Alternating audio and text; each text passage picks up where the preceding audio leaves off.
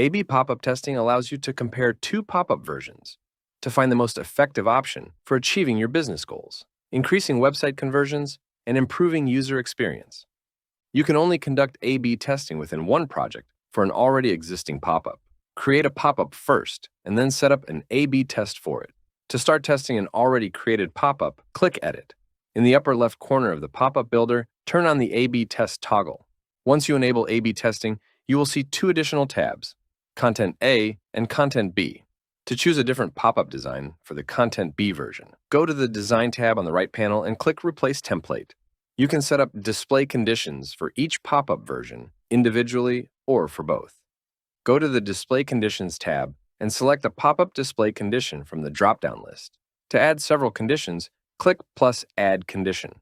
To choose different conditions for the two pop-up versions being tested, select the Use Different Conditions for A/B Testing checkmark and choose a condition for each. Select Test Duration Conditions. There are 3 conditions available. Until the date. This option will continue your A/B testing until a specific date selected in the settings. Number of views. This option will continue your A/B testing until you reach a specific total number of views in both pop-up versions. By number of subscriptions. This option will continue your A/B testing until you reach a specific number of leads who provided their contact info using your form.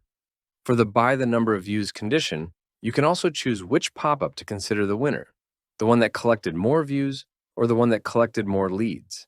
In the Data Saving tab, you can choose where to store subscriber data.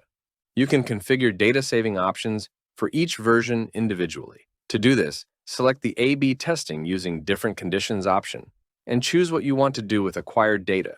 Save to a mailing list, create a deal in CRM, and send an email notification about new subscribers.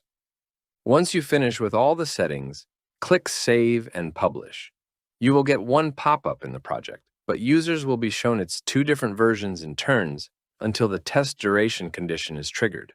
Once you start your A/B test in the project, you will see a counter next to your pop-up name, where the total number of views will be displayed. Below, you will also see a percentage indicator of how many leads and views are generated by your pop-up and testing status. You can also view statistics and monitor your pop-up's performance over various periods of time in the Statistics tab.